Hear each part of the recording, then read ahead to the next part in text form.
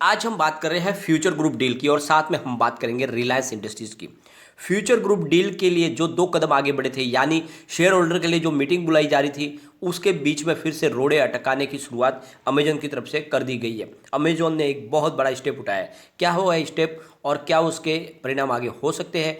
क्या ये डील होने वाली भी है या ये डील कैंसिल हो जाएगी? बहुत सारी संभावना है। इस वीडियो के माध्यम से उसको डिस्कस करेंगे और जानने की कोशिश करेंगे जो पॉजिटिव माहौल बना हुआ था, क्योंकि डील के लिए सबसे मजबूत जो कड़ी है यानी शेयर होल्डर की परमिशन, उसके लिए 10 नवंबर को जो मीटिंग बुलाई जानी है उसके ऊपर बहुत सारा अब कन्फ्यूजन पैदा हो गया है। तो क्या है वो सारा मामला जानेंगे। साथ में रिलायंस इंडस्ट्रीज से भी बड़ी न्यूज़ निकल कर आई है। रिलायंस इंडस्ट्रीज के जो प्रमोटर है यानी मुकेश अंबानी, उनके यहाँ से जो खबर निकल कर आ रही थी कि अब मुकेश अंबानी पूरे परिवार के साथ में बाहर यानी इंडिया के बाहर सेटल हो सकते हैं। तो वहाँ से अब बहुत सारी अपडेट निकल कर आई है, उसको भी डिस्कस करेंगे। और क्या इस समय हमें रिलायंस इंडस्ट्रीज में इन्वेस्टमेंट करना चाहिए या फिर अभी हमें इस स्टॉक से दूर रहना चाहिए? बाजार में क्या करेक्शन आने वाला है? क्या है सारी संभावना जानेंगे इस वीडियो के माध्यम से। लेकिन फ्रेंड, उससे पहले अगर आप पहली बार हमारे चैनल पे आए तो चैनल को सब्सक्राइब कर दीजिए, एक बेल आइकॉन दबा दीजिए ताकि जब भी नया वीडियो बने पहला नोटिफिकेशन आपको मिले। वीडियो पसंद आए तो लाइक शेयर जरूर कीजिए। चलो फ्रेंड, वीडियो स्टार्ट करते हैं। मैं हूँ आपका दोस्त एस बी दवे और हमारे अपने चैनल ऑनलाइन कमाई में आपका बहुत बहुत स्वागत है। फ्रेंड्स, जैसे कि आपको पता ही होगा, एनसीएलटी ने रिलायंस फ्यूचर ग्रुप की जो डील है उसको अपनी तरफ से हरी झंडी दे दी है और उन्होंने इसके शेयर होल्डर को और साथ में इनके लैंडर्स की मीटिंग बुलाने की परमिशन एनसीएलटी की तरफ से दे दी गई है। तो इसके वजह से अब जो है 10 नवंबर को इसकी अप्रूवल के लिए शेयर होल्डर की मीटिंग बुलाई जा रही है। लेकिन इसके बीच में अमेजॉन ने बड़ा अड़ंगा लगा दिया है। अमेजॉन ने सेबी को लेटर लिखकर इस शेयर होल्डर की मीटिंग को तुरंत बर्खास्त करवाने की अपील की है। उनकी तरफ से कहा गया है कि आप जल्द से जल्द इसके ऊपर एक्शन लें, क्योंकि इलीगल तरीके से जो फ्यूचर ग्रुप है वो अपने शेयर होल्डर की मीटिंग बुला के इस प्रस्ताव को पास करवाना चाहता है, जबकि इसके ऊपर ऑलरेडी सिंगापुर इंटरनेशनल ऑर्बिटेशन सेंटर में स्टे लगा हुआ है। साथ में दिल्ली हाई कोर्ट ने भी इसके ऊपर रोक लगाई है। उसके बावजूद भी वो आगे अपनी कार्रवाई बढ़ा रहे हैं और शेयर होल्डर की परमिशन लेना चाहते हैं। तो इसको आप तुरंत प्रभाव से रोके, ऐसा उन्होंने सेबी को लेटर लिखा है। ये जो लेटर लिखा गया है सेबी चेयरमैन अजय त्यागी को लिखा गया अमेजॉन की तरफ से, और उनका कहना है कि ये जो पूरा मामला है ये ऑलरेडी इसके ऊपर पूरी तरह से स्टे लगा हुआ है। उसके बावजूद भी जो ये शेयर होल्डर की मीटिंग बुलाई जा रही है बहुत ही गलत है और इसको रोका जाना चाहिए। तो फ्रेंड्स, अब फिर से मामले में गड़बड़ होने की संभावना बन रही है, क्योंकि इस तरह से जो नोटिस आया है वो उसके ऊपर सेबी क्या एक्शन लेती है वो आने वाले समय में पता चलेगा। क्या सेबी इस मीटिंग को रोक सकती है या फिर वो इस मीटिंग को होने देंगे, वो अभी पता अब चलेगा जब इसके आगे कार्रवाई बढ़ेगी। लेकिन इसके बीच में मामला फिर से गड़बड़ हो चुका है।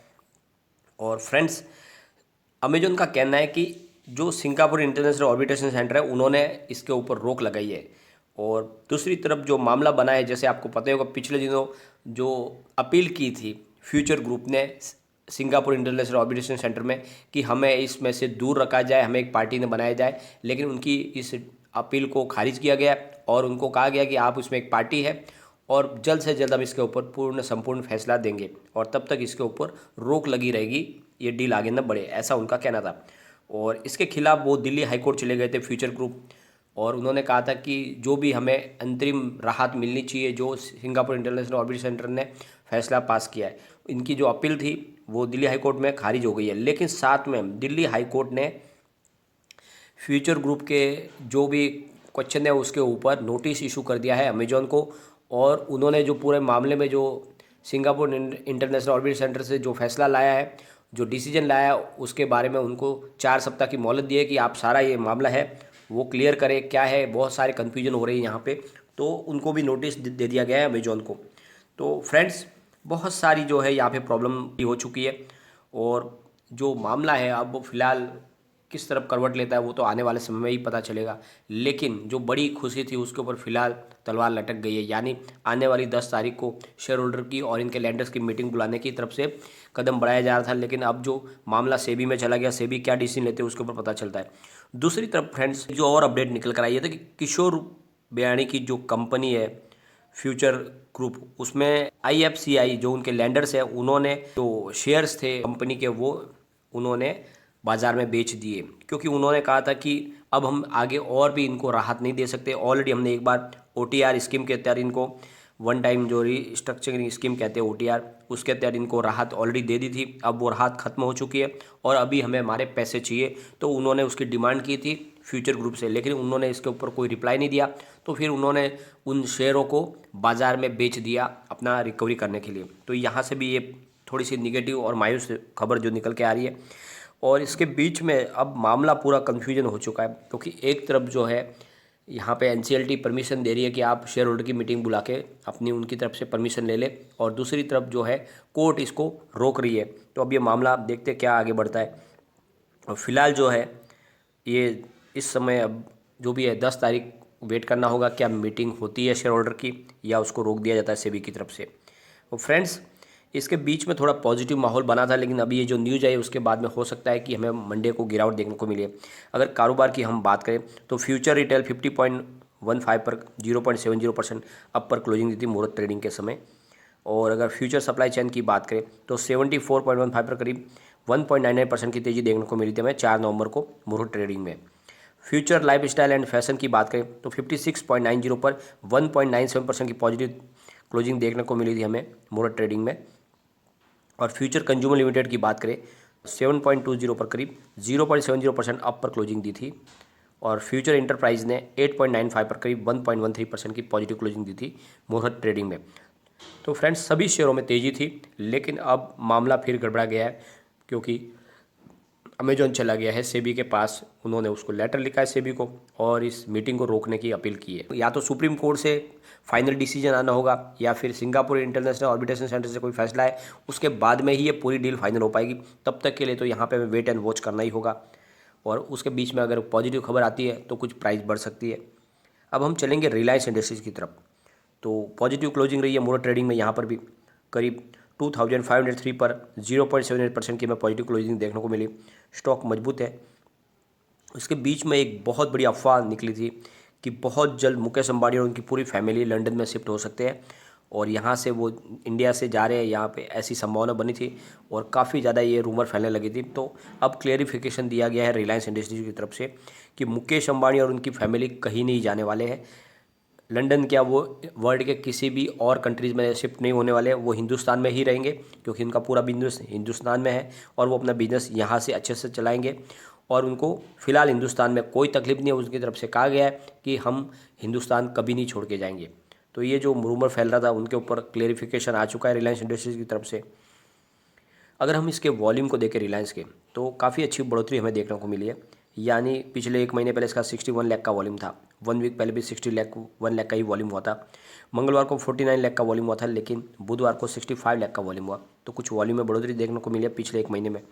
अगर इसकी परफॉर्मेंस को हम चेक करें तो 1830 इसका 52 वीक का लो है, 2751 इसका 52 वीक का हाई है, और फिलहाल स्टॉक आपको 2500 के आसपास ट्रेड करता हुआ दिखाई दे रहा है। निवेश करना चाहिए, स्टॉक बहुत मजबूत है, आने वाले समय में आपको जबरदस्त रिटर्न मिलने की संभावना बन रही है। सितंबर के जो इनके आंकड़े बहुत ही शानदार है।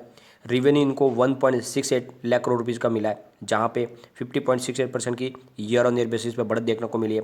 नेट इनकम इनकी 13.68 थाउजेंड करोड़ रुपीज़ रही है, तो 42.99% की बढ़त देखने को मिली है। डायलूटेड EPS 20.6 रहा है, जहाँ पे 40.33% की शानदार बढ़त देखने को मिली है ईयर ऑन ईयर बेसिस पे। लेकिन नेट प्रॉफिट मार्जिन में कुछ गिरावट है, यानी 8.16% पर 5.12% की गिरावट देखने को मिली है। तो ये एक आंकड़ा ही थोड़ा सा डिसअपॉइंट करने वाला है, बाकी रिजल्ट बहुत ही शानदार है। निवेश करना चाहिए, क्योंकि FII लगातार अपना निवेश बना रहे, बड़े फंड हाउस भी यहाँ पे निवेश कर रहे हैं।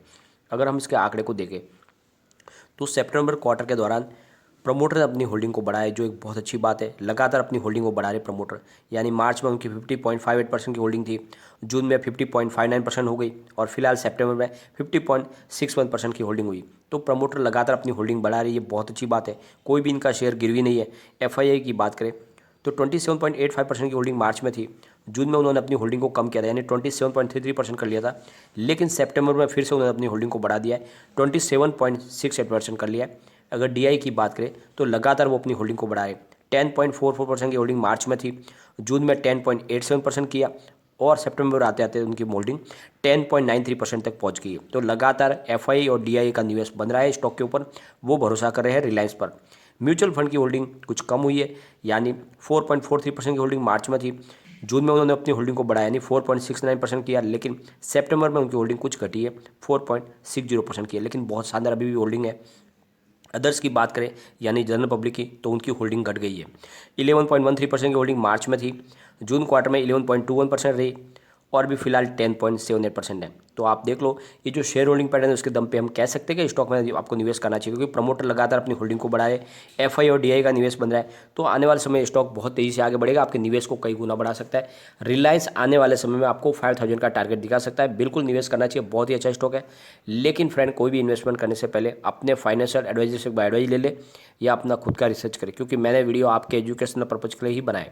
वीडियो पसंद आए तो लाइक शेयर जरूर कीजिए और चैनल को सब्सक्राइब कर दीजिए। Thank you friend.